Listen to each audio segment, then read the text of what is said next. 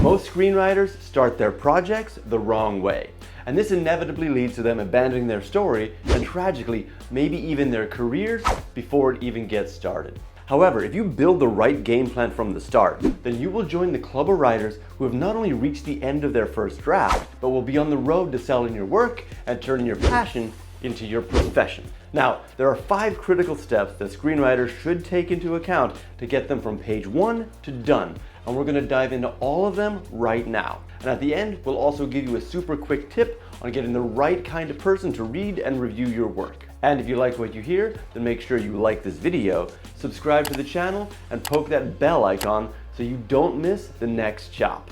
All right, let's get cooking. I'm going to write a screenplay. That statement is what brought you here today.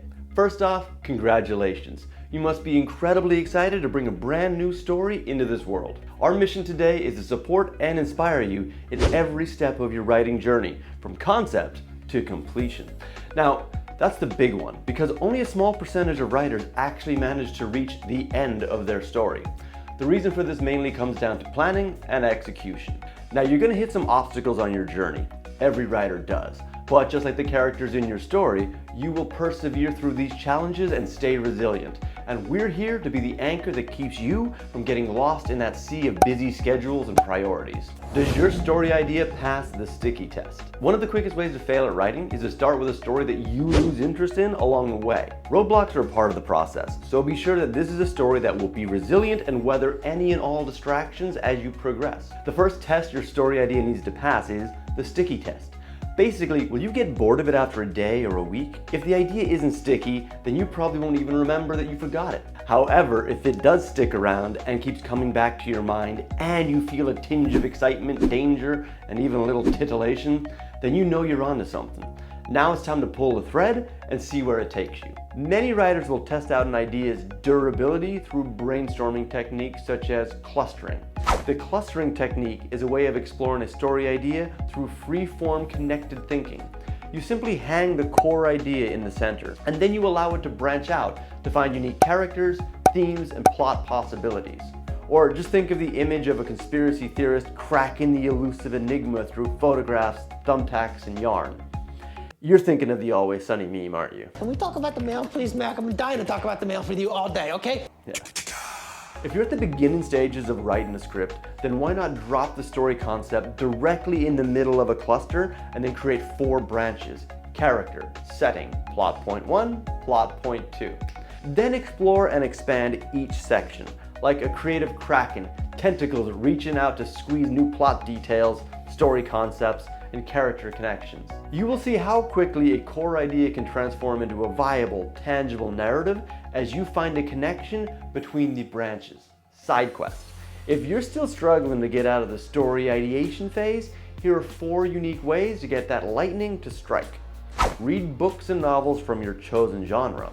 Scan the newspaper for interesting, bizarre, and even out-of-this-world articles. Learn about your family history or interview experts in your fields of interest. Okay, now you have a concept that has survived the initial ideation phase. Now it's time to grow your baby idea into a full story. As you conjure up your story elements, try to formulate them into a clear beginning, middle, and end. Some scene ideas and sequences are great, but really try to nail down a satisfying ending at this stage. You'll know when the outline process is going well if your ending comes naturally. When in doubt, quote the Stones. You can't always get what you want, but if you try sometimes, you just might find For another quick lesson on the fundamentals, let's turn to a master of the craft. Dean Koontz' classic story structure outline. Setup is great, but give your protagonist obstacles and conflict early to pull your audience in. Don't make it easy on your protagonist, make them work for everything. Even pro writers forget this one, so be sure to make your protagonist work for it. The obstacles faced should be the lessons learned to help your character succeed at the end. They're flowers. The flowers are making the predators go savage. That's it! That's what I've been missing! 3 simple strategy tips from the early outlining stages. Thanks, Dean. If your story idea feels solid, then let's hang it on a narrative framework and see if it holds together. This is where the classic story structure models can really be of value. Things like the 3-act structure and Joseph Campbell's The Hero's Journey are highly popular templates that work as viable blueprints for your story's narrative and your protagonist's quest. Do you have to use them? No, not necessarily, but you should understand them. Knowing the twists, turns, and tropes of classic and modern storytelling gives you a great starting point to either embrace them, subvert them, or dare to go experimental. Maybe your story works better by chopping off the traditional first act setup. It's a rare move, but if pulled off correctly, then what a great way to zap your reader and get them to pay attention. But if you're going to do this, then it's important to understand what elements of the first act your audience may be looking for. Character establishment, motivation, and world building. A great exercise to practice at this stage is to see if your story can fulfill each beat of a story model, such as the 3-act structure. Don't worry if it doesn't necessarily hit all of them. Not all stories need to. But you will have a solid indicator of how close you are to the classic narrative formula if your story idea can fit comfortably within these acts. If you'd like a breakdown of the 10 most popular story structure models that professional writers use, then click the link. And be sure to like and subscribe to this channel as well, as we provide practical, effective story and career guidance regularly. Does your characters need a little more character? A lot of times someone will start reading your story because of your plot, but they'll stay because of your characters. This is how important it is to craft a memorable, intriguing character. But what exactly makes a character so engaging? Compelling character checklist. Understandable motivation. Does your protagonist have clear motivation and agency? It is possible that your character's true wants and needs are unclear.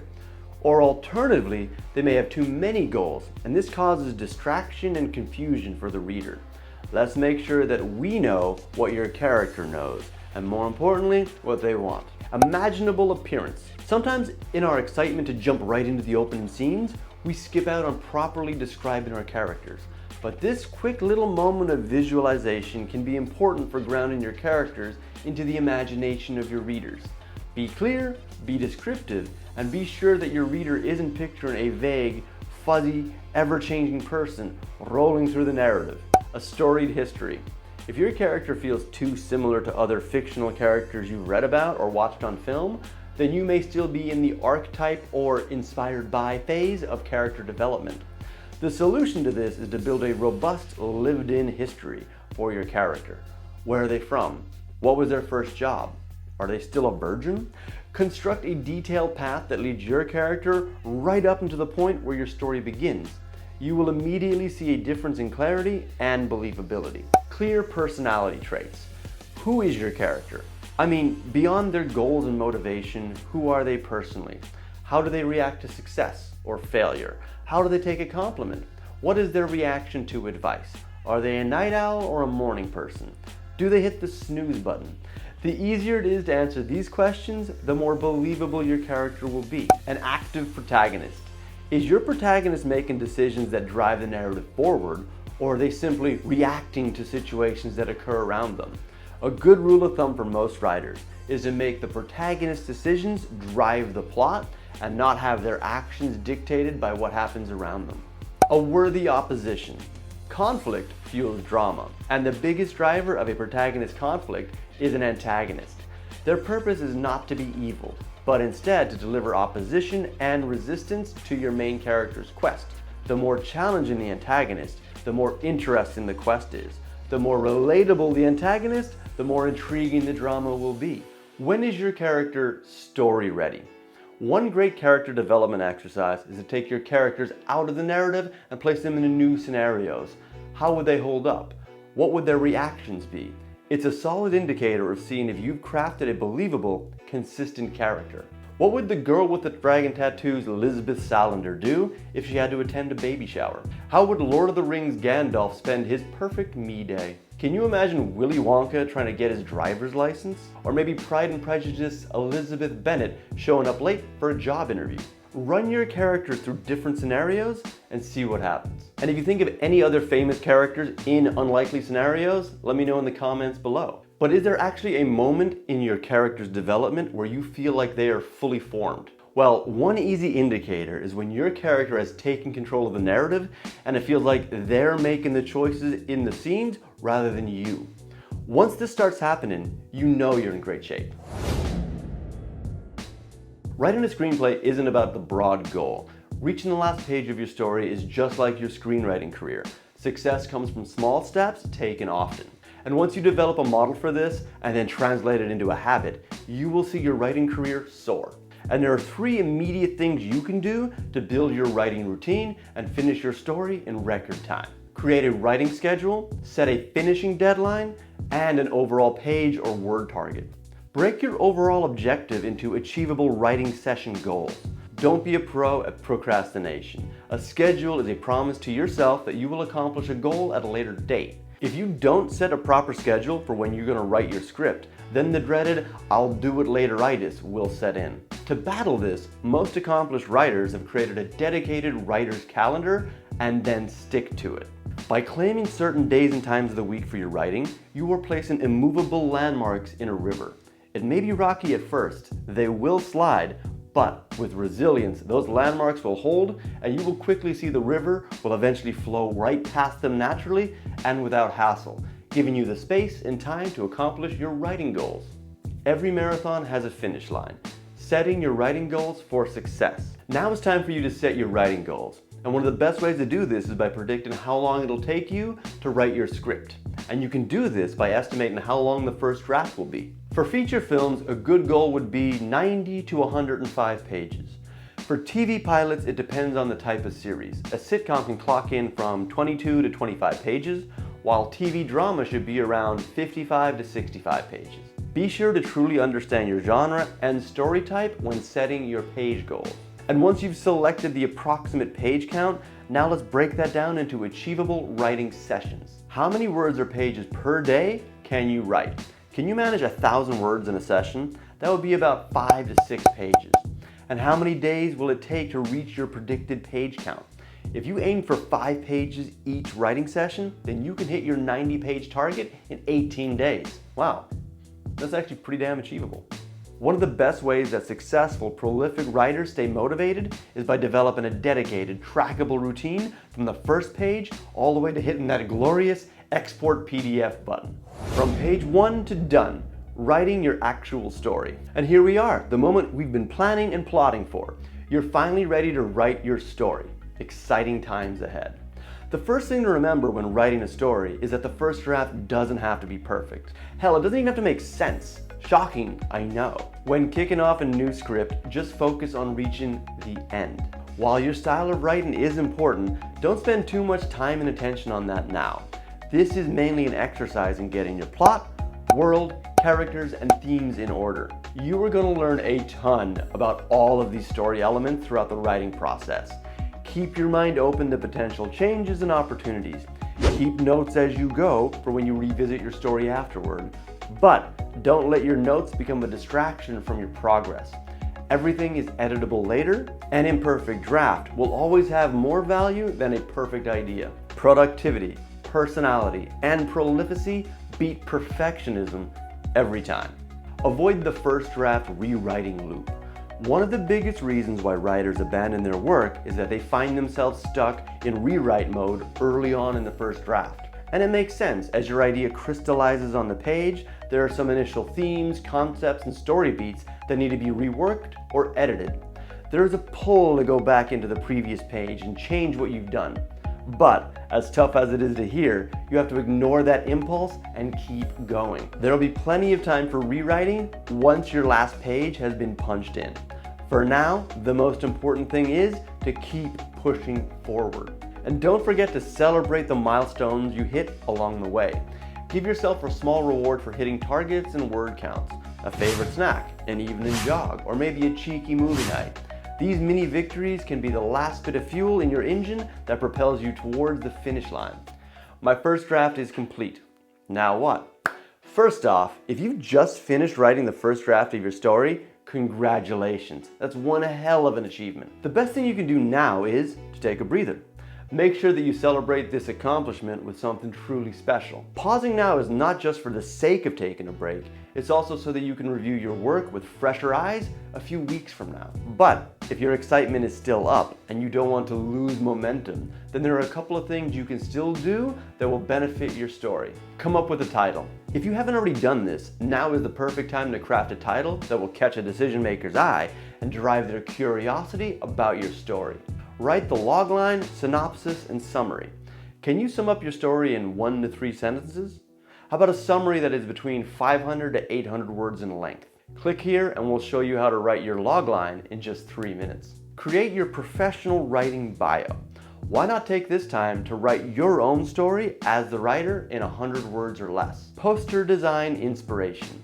Research posters from the same genre, build an inspirational poster ideas board, and jot down some ideas that might spring to mind. Or hire a graphic designer who will bring it to life. Eventually, you will have to start pitching this project, so developing some ideas and visuals now is a great move. The exciting first glance at your new story. So, you've written your first draft and you've shelved it for a couple of weeks. Now it's time to review what you've written. This can be both an exciting and anxious moment, but there are different types of read-throughs that you can do before sharing your script for feedback. The clean read-through. Just try to enjoy your work for what it is. Take in the story, the characters, and the world you have built, but at the same time, keep your mind open and jot down notes on any new ideas, changes, and story avenues that you think could be good to explore. Readability and style read-through. The second review is more of a clinical deep dive. Don't look at the macro events of your story. Instead, it's about making the experience for the reader as engaging and compelling as possible. Beyond the typos and grammatical issues that you should look out for, is there a certain word that you got addicted to for a few sessions and you notice appears constantly? Let's modify that. Are you satisfied with the characters' names and descriptions, or have you been overly descriptive in general? Don't be afraid to leave some white on that page. This is the review stage to clean all of that up. Focus on the first couple of pages.